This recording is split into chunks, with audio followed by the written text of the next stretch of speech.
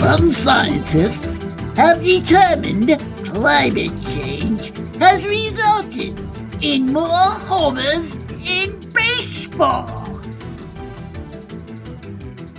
Well, that means that the increase in whips lowers the Earth's temperature. Hey everyone, this is Will O'Toole welcoming you to another edition of Park Ridge Sports History. I'd like to focus on hitting this week, and that is what the cartoon is segueing into.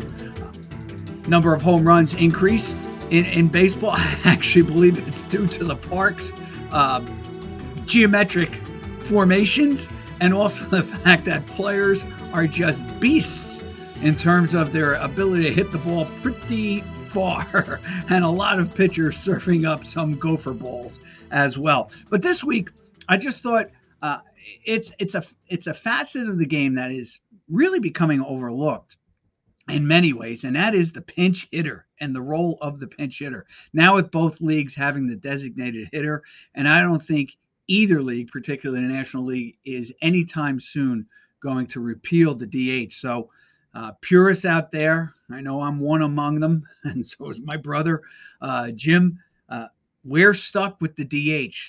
And to me, I think it's taken a facet away from the game in terms of strategy. I know Bill James, in his great baseball essays and books and research, has a different argument on that with some statistical analysis to back that up. Regardless of that, what I love about pitchers hitting was that it really did show how pitchers, certain pitchers, and this is why they became great pitchers, they were able to do other things than just throw the ball 90 miles an hour off the mound. And of course, I always talk about the Tom Seavers, the Bob Gibsons, and the Ferguson Jenkins. And there were a group of pitchers that were just fantastic hitters. And of course, there are other groups that couldn't put wood to the ball. I'm thinking of, I think Dean Chance was among them. Just could not handle a bat.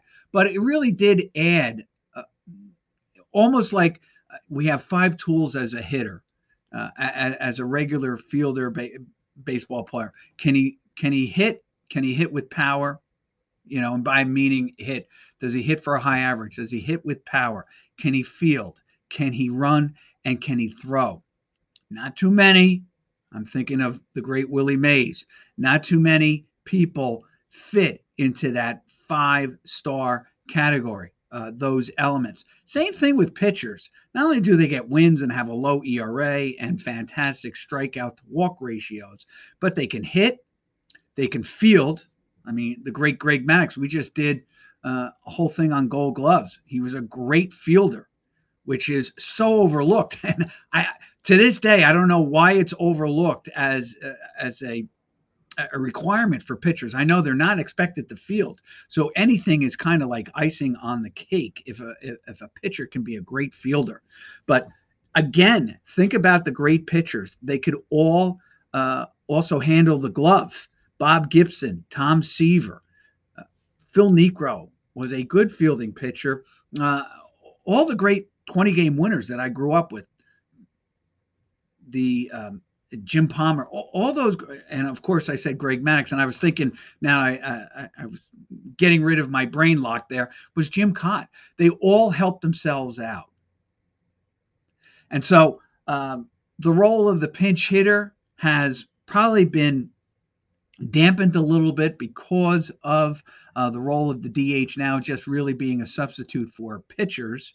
And so I'd like to delve into this because I am working on my own little book right now. And I got into, and this is what this show has created for me, just a chance to really research things that I just wouldn't either have the time to do or never dawned on doing until, subject matter or something with Howard I've spoken about, it triggers something in my brain, and I just use the computer to start doing some of the research. But pinch hitting is definitely an art, and I'd like to just cover some of the guys either I grew up with or was known to have just the ability to pinch hit in big spots.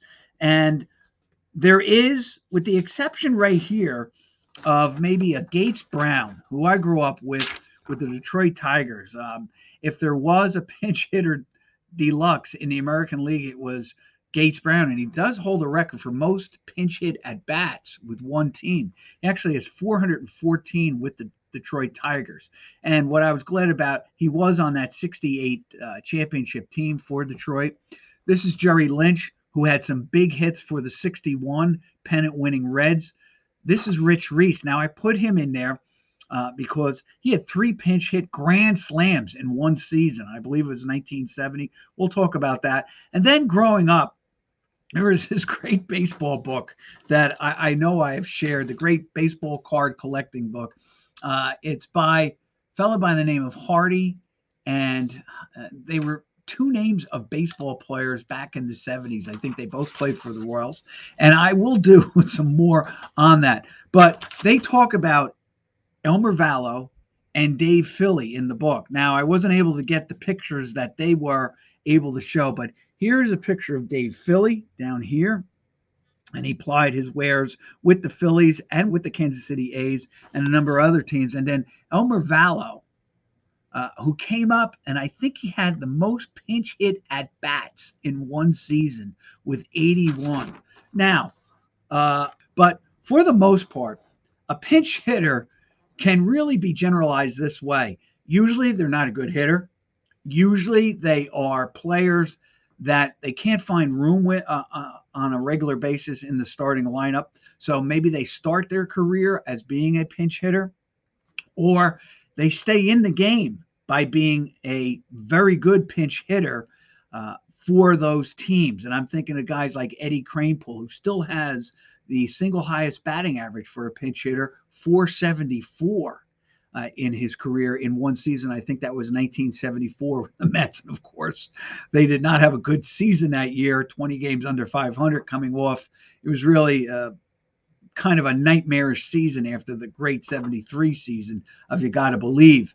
And there are other hitters who have just been fantastic. Actually, Rusty Staub, another Met, actually had 8 consecutive pinch hits, which ties a record. I can't remember offhand who he tied it with. I'll look it up as we go on.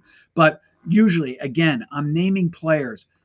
They're usually aging veterans who can no longer field. And of course, one of the guys who fits that is Manny Mota. Or they never really were able to break into a starting lineup for a good amount of time. I'm thinking of Vic Davalillo. Now, he's an interesting guy, Vic Davalillo. And the reason I put Davalillo and Mota together is because they do come together in one brilliant game, the 77 playoff game, when the Dodgers up 2-1. I do believe over the Philadelphia Phillies. They rally in the last inning. And of course, I was rooting for the Phillies. I never liked the Dodgers. They rally in the last inning with 2 outs, top of the 9th, all because Davalillo gets a little chop, basically bunt base hit, the second base. Mota drives him in with a big double, and all done with 2 outs. Davey Lopes drives in Manny Mota, and Davey Lopes is then driven in by Bill Russell with the game-winning RBI and the winning run in the game. And of course, the Phillies go down 1-2-3, I believe, to end the series. Yeah, I think it was 2-1 they're up. So this ended the series for the Phillies. 3-1 they lose in the 77 playoffs against the LA Dodgers. And I just remember watching that game, and I know that Manny Mota was not a big home run hitter, just slashed at the ball, and that's all you really want from a pinch hitter. Vic Davalillo, I think it was maybe 5'8", and that's if he was stretching it, and about 150, 160 pounds. And he just, another slap base, hitter. And, those two actually wound up with the Dodgers in 77. And I'm going to get into that a little bit more. Another guy that I remember from that baseball book was Smokey Burgess, He's an interesting guy. I want to get into him as well. Smokey Burgess was, and this goes back to what I'm saying. All the players that you see, with the exception of the great Stan the Man, all played with a number of teams, not just one or two, but about 4 or 5 or 6. Mota starts with the Giants, winds up with the Dodgers. In between that, had played with um, a couple of other teams. Davalillo starts up, plays with Cleveland, actually makes the All-Star game. Mota played with Pittsburgh, the Giants, and the Los Angeles Dodgers. And actually, I was correct. He actually is drafted by the Montreal Expos. I don't think he actually ever played in a game with the Expos. Nonetheless, he was drafted by the Expos in the expansion and then finds his way onto the Dodgers. And in fact, in the only year, 1970, Manny Mota, that was the most games he ever played with the Dodgers, as they were trying to fill some spots. The Dodgers in 1970. Remember, they got Billy Grabarkowitz to play third base. He actually makes the All-Star game that year. They had a pretty good first baseman we've talked about in the past, Wes Parker. But Mota played all over, including a couple of times at third base for the Dodgers. Interestingly enough, it's about midway through his career that Mota gets a chance, well, maybe not to play every day, but he played the most games in his career and actually hit 305. Not too many home runs for, not too many RBIs, didn't score a lot of runs. So he was more of a slash hitter, got on base, but he was perfect off the bench as a role-playing pinch hitter. He and Davalillo really helped the Dodgers earn some divisions and pennants, because they were both, I want to say, on these, well, Manny Mota was on the 74, 77, and 78 Dodger teams. Never won a World Series. And just kept missing. He was on the Pirates, and of course, like I said, in 69, the Pirates let him go. And of course, he's drafted by the Expos and then is traded to the Dodgers. So he missed the Pirates 71 team. He was on the Giants, but of course, the Giants had a plethora of outfielders. You know, among them, Mays, Cepeda, Willie McCovey, as we've said in past Park Ridge Sports History shows, went in between first and the outfield. Then they had Jim Ray Hart playing third and first. Then they would have they had Jesus Alou, just a ton of. Ken Henderson would later come along in 70, 71. Even Dave Kingman came up as a third baseman outfielder for the Giants. So they had a plethora of outfielders, nowhere to go. And if you're just a slashing kind of hitter with not great mobility as a defensive player, you're not going to stay long with those Giant teams. They had great talent, those 60s Giants. And to have only one pennant is really a shame. And of course, now I'm meandering a little bit, but it's something that I always think about. You had McCovey and Mays and Marichal. You did have Perry to a certain extent on the team. You had other complementary players, like I said, Jim Ray Hart. And of course, Orlando Cepeda.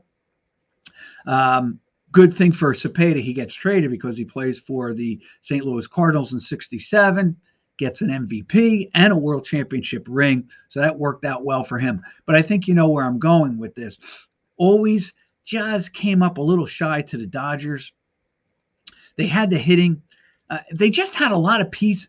They had a lot of good talent. I think about those Giant teams, but they seem to be missing that final combination piece that you can just put into the puzzle and say, "Oop, the picture is complete. Now we can move on."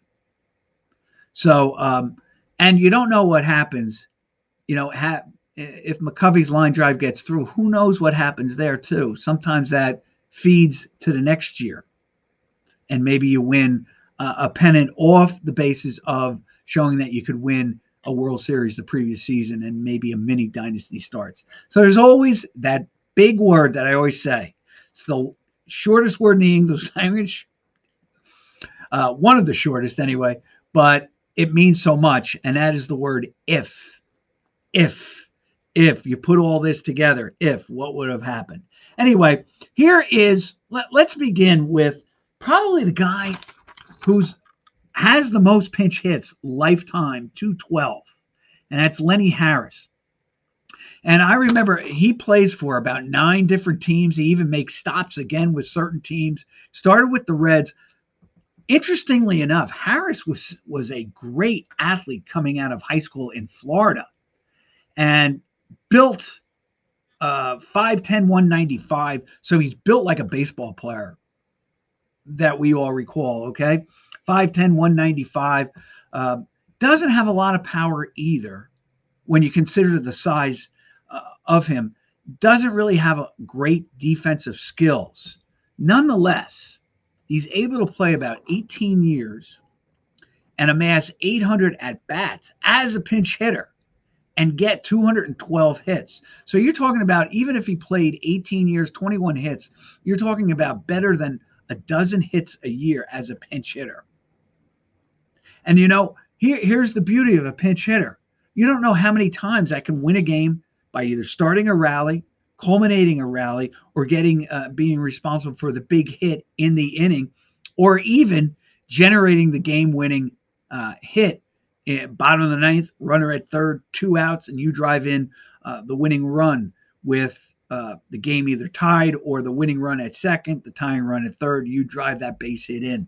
And Lenny Harris was able to do it 212 times. Now, he does have a 263 batting average, which is not bad when you think about it for a pinch hitter, because it's probably one of the toughest things. You're coming off the bench, always in a tight spot, or definitely in an integral part of the game. Let's just say that. So if you're coming in to lead off an inning, that means your team is either trailing or tied, or you need something to get your offense going. So you rely on maybe that pinch hitter to start it. All you want him to do is get on base. All right, and he can then ignite a rally. So there's an instance where maybe you take out your pitcher, you're down maybe a couple of runs, maybe it's the 6th inning, maybe 7th. If it's the 9th, you're either trailing or tied in the game. So you need that pinch hitter in that spot.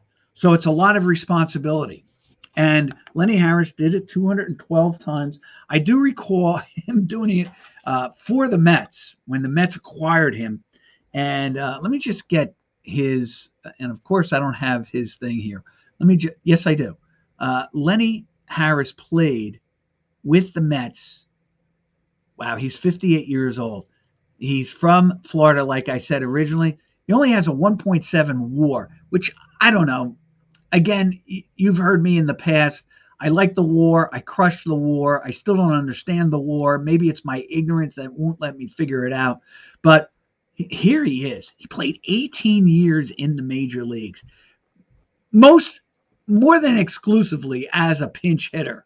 And you can just tell this by the number of at-bats in relationship to the number of games he played. Although early in his career, with the Dodgers, he played 145 games at age 26, 1991. But again, not a big home run hitter. 3 homers, 38 RBIs. Got wood on the ball, 287 batting average. The year before he hit 304, 271 the following year. Probably his high batting average was 310. Now he hit 314 his last year in the major leagues at the age of 40. He has his highest batting average. Now I know if you go to where I am in Baseball Reference, you're going to see that he hit 370. Okay, I'll give you that, but that 370 average, if I can find it again, it was in 16 games, 16 hits, 43 at bats when he came up with the Reds in 1988. And then, of course, he does it playing 19 games with Arizona, but he's traded. So that total in 1999, he actually hit 310, his highest thing. Actually, he only hit 1 home run, but he had 58 hits in 187 at-bats in 110 games. So you're talking about a guy who would get 1 or 2 at-bats, maybe, but for the most part, he'd get that 1 pinch hit appearance and then move on. But I have to tell you something, just to give you an idea, for his 18 years in the major leagues, he made $11 million. I was looking up the 82 Braves today because, they started off the season 13-0, like Tampa Bay. And I think the Brewers did it in, let's say, 88. Anyway, I was looking at Chris Chambliss, who was a good player. One of those players that you add to that makes you into a championship team. He's not going to lead you, but he's definitely never is Chris Chambliss going to hurt your chances at winning, because he does win a Gold Glove, Chambliss. He is a Rookie of the Year, 71. For a first baseman, doesn't have the greatest of power. All right. Tops, he does hit, like, say, 20 home runs with the, I think, 82 or 83 Braves. But he's not a big RBI guy. He's probably hitting 6th or 7th in the lineup. So he's going to give you, let's just say, 13, 75, 275 each year, and not embarrass you at all with the glove. He's going to need a pinch runner late in the game. I think you know where I'm going with. But he lasts a good number of years, played for a couple of championship teams with the Yankees, helps the Braves really become what the Braves are, because he's on that 82 squad. And even though they had a couple of down years, he kind of helps to put the winning spirit into the Braves. So you got to give him that. And basically, he walked away from the game with about $2 million in his pocket, based on what I saw with Baseball Reference. So I'm just using that. Here's Lenny Harris, comes along a little bit later, maybe a decade later, 1988, and $11 million he's walking away with. Now, I get it. Games have changed. Players' salaries have gone up and all the rest of it. But 18 years, $11 million, and you're basically a pinch hitter. And like I said, with Florida, it's interesting. He had his best season, batting average, 314 at age 40. Does play 83 games, 22 and 70. Of those 83, I am sure, because I'm looking right at it, had 78 plate appearances. He had 22 hits, 4 doubles, and a home run, 13 RBIs, and 7 walks. So I'm thinking that every one of those games, he's a pinch hitter. Or it looked like he came in as a late. Actually, ready for this? He is a DH 2005. Probably, pinch hitter. He played third base, played first base, and played the 2 corner positions in the outfield at age 40. Not bad. Not bad for a 40-year-old. Kind of incredible. But I think you know where I'm going with this. And that is, he lasted so long because of his ability to pinch hit and do it pretty successfully. I mean, 263 batting average, 212 hits, 800 appearances. So basically, you're getting a hit every 4 times at bat, pinch hitting. That's not too bad. It's not too bad, okay? Now, the reason I put Stan Musial in this, I was floored when I saw this. And I'm going to have to do a deep dive, a little bit more research on this. This is, I believe, a 1958 card. Do you realize, I was floored when I saw this. Stan Musial has a lifetime 300 average as a pinch hitter in the All-Star game. And I was surprised at this because he has the most pinch hits of any player, 3. But here's what floored me the most. He has 10 pinch hit appearances. I couldn't believe when I saw that. He has 10 pinch hit appearances in the All-Star game. Now, he, along with Aaron and Mays, have played in the most All-Star games, 24. And I think Brooks Robinson might be like 4th. He has 18 or something like that. But I'm saying to myself, you're telling me that in 10 of the 24 All-Star appearances that Musial made, he didn't start? I mean, this is a guy who had as many hits on the road as he did at home, 1,860, I think, or 1,837. Was a doubles galore guy. Led the league in how many times in batting average. Was an MVP, and yet he only started. Now look, this is great. Started 14 of the 24 appearances he made in the All-Star game.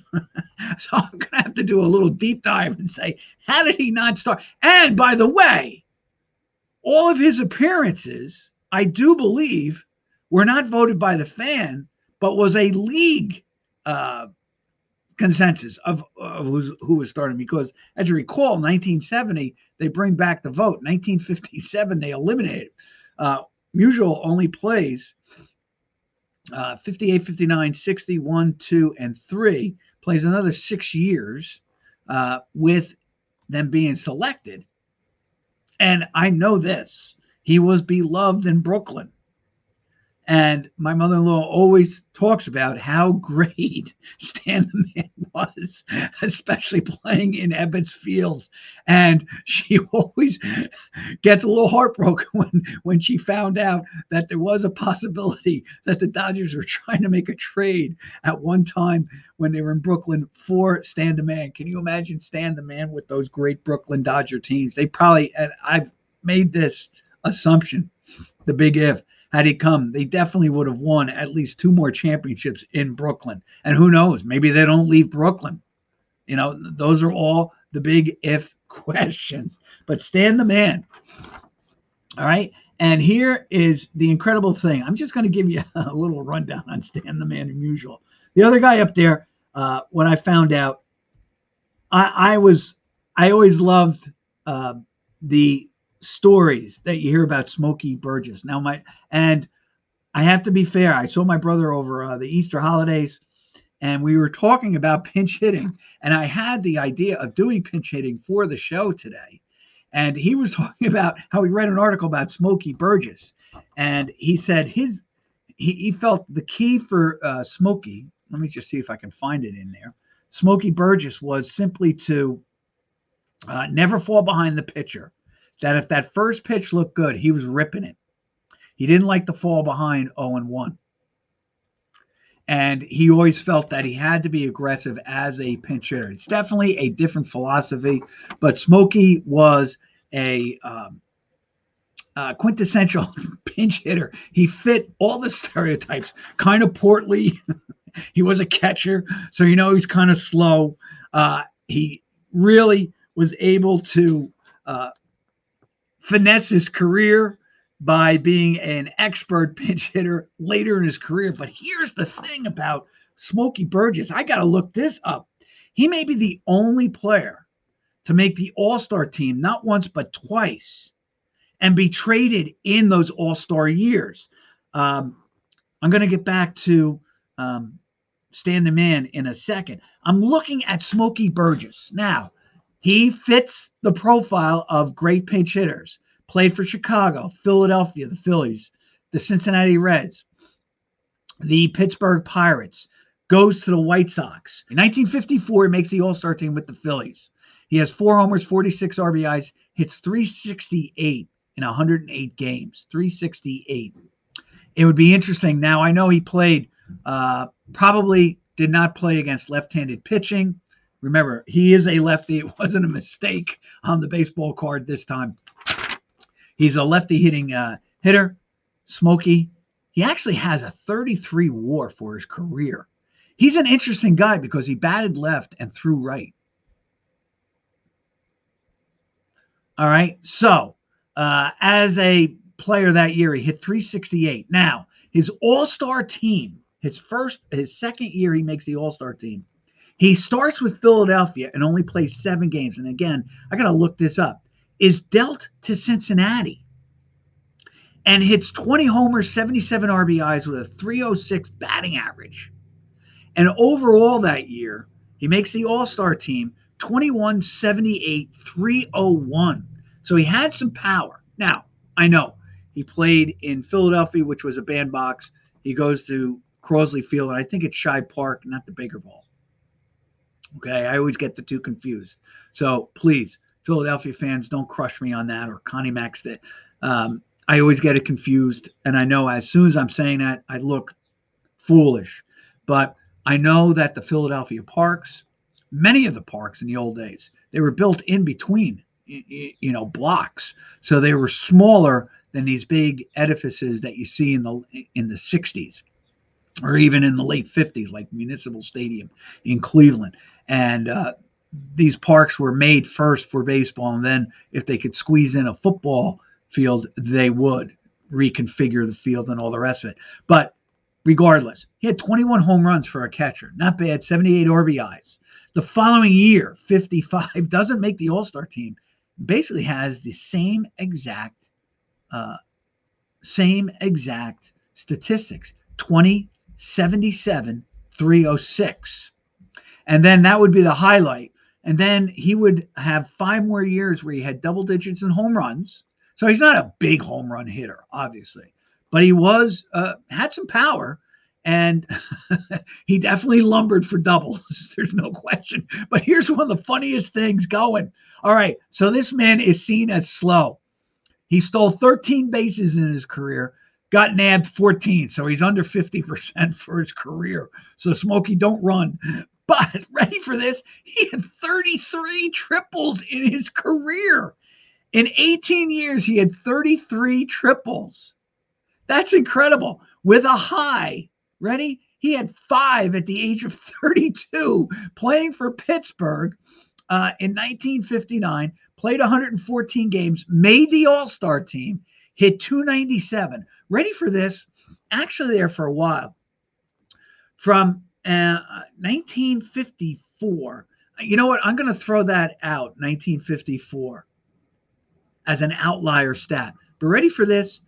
1955, he had 301, 306, 275, 283, 283, 297, 294, 303, and 328.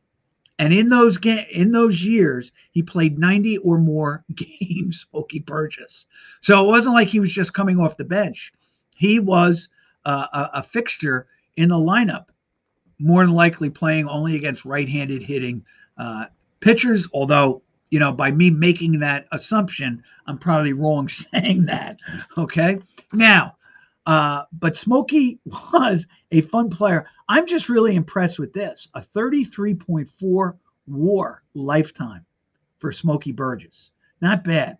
Now, the guy who I want to talk about a little bit is Vic Davalillo. First of all, I had to get this card in there. I didn't get the right card that I wanted from Manny Mota, but it does show that he plays for the Expos, and I think that is a 1969 card because I know my 1970 cards. They're a little bit different, and I do believe this is either 67 or 68. Of course, I love collecting cards, but I'm not the baseball card aficionado that many of these people are. And in fact, many of them could probably give you a price right now if you have these in pristine condition, what each card is worth. I mean, that's how good they are. But anyway, Davalillo. Now, interesting thing, he's from Venezuela. He's one of 24 players to make the All-Star team from Venezuela. Okay, pretty impressive when you think about it. Okay, because growing up, the first guy I kind of remember being from Venezuela was Dave Concepcion for the Reds. I remember them always making a big deal. No, I'm not even going to say it because I'm probably going to be wrong saying it, but I'm going to say it anyway. I'll throw it out there. I think even Louis Aparicio might have been from Venezuela. Okay, so, and I always thought that was kind of cool. I have these players from different parts of the world playing Major League Baseball in my backyard. That's how I felt. So those Red teams had, what I always thought. I know that Johnny Bench had some Indian blood in him. I always thought that was cool. I know that Tony Perez, his family was from Cuba, and they escaped Fidel Castro. And there you have Dave Concepcion taking over at shortstop. So it was really kind of cool growing up. But anyway, Davalillo was definitely, he is really, he's Matty Alou. Same kind of player I always felt. Both lefties. Matty, of course, won a batting championship, which Vic Davalillo never did. However, when he did get to play, now the funny thing is, Davalillo comes up with Cleveland at age 23, played with Cleveland, then got traded to California. I remember him being with St. Louis at least 2 years, then goes to Pittsburgh. I don't remember him on the 71 team. Then I remember him, he does play with Oakland and Los Angeles. But as a kid, I remember Davalillo playing for the 70 Cardinals. All right. But by then he was not playing every day. In fact, His highest total, he played 150 games for the Cleveland Indians in 1964, had 6 homers, 51 RBIs, hit a solid 270. His best year as a starter, he made the All-Star team and started. Hit 301 for the 65 Indians, 5 homers, 40 RBIs, scored 67 runs. But really, his high in terms of doubles, 26. His high in home runs, 7 at age 23 in 1963. Did he have a lot of speed? Well, he did steal 20 or more bases 3 times in his career, but I have to be honest with you, I never saw him as a stolen base type of threat. Now, he was smaller.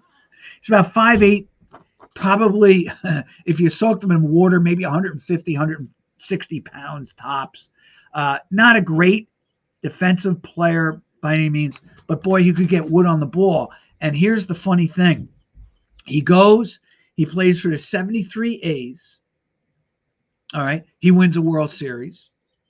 And prior to that, he played for the 71 Pirates, and he won a World Series because he played 99 games that year. Now, I don't know. I have to look again. I'm pretty sure he's on the roster for the World Series team. Does he get into the game? Let me just take a quick look. Oh, here it is. 71. He did play in the World Series in 71. He actually had a hit and 3 at-bats. He actually hit 323 in postseason. So he played with Pittsburgh in 71, wins a World Series. He plays in 73 for the A's, wins another World Series. And then he goes to the 77 and 78 Dodgers. And they get to the World Series. So he played in 4 World Series in his career, which was pretty remarkable. I would take that. 18 or 16 years again in the major leagues. He actually made this.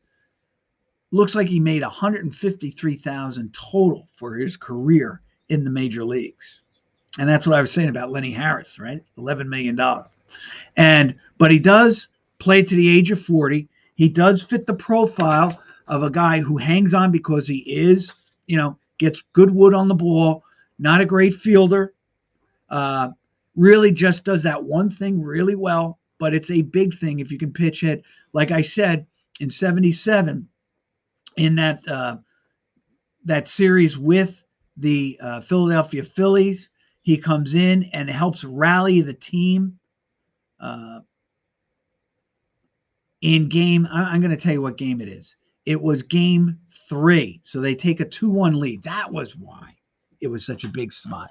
Because if the Phillies hold on, they're 5-2. They're winning. And I apologize for that. They're winning 5-2. They win that game. The Phillies are up 2-1 at home.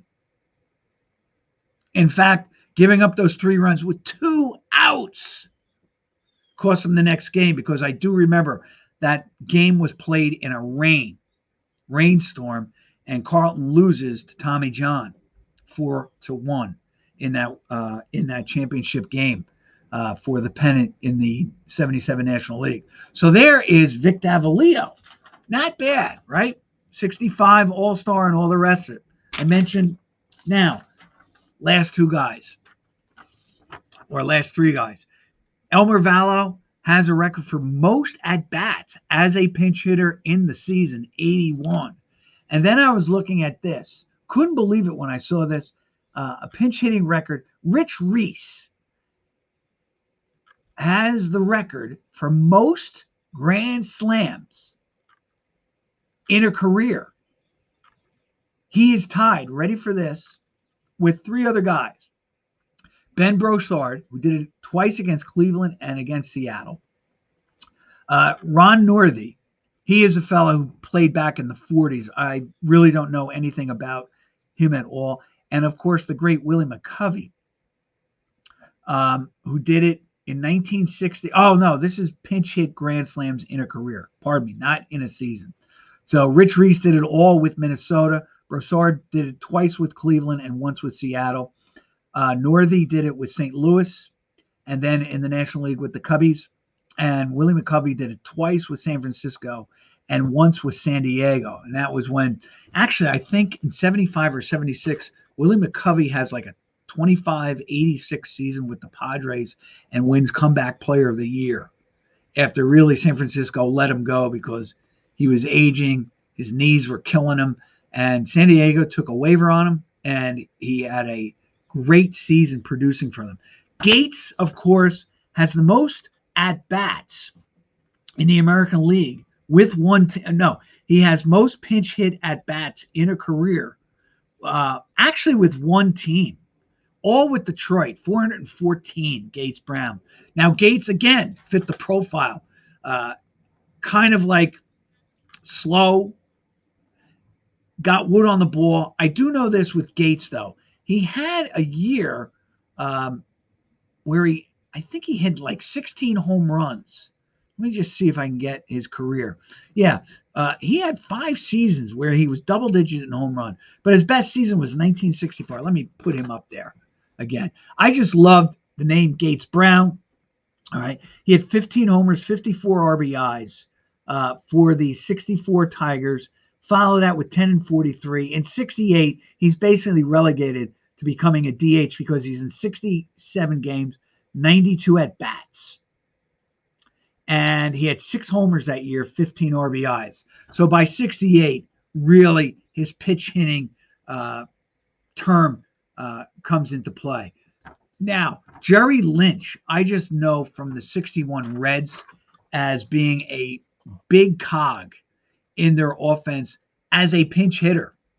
And in fact, I think he's one of the guys that either has the most RBIs in a season as a pitcher. I think he had like 18 RBIs for those 61 Reds, and just had just off the charts kind of a year as a pinch hitter.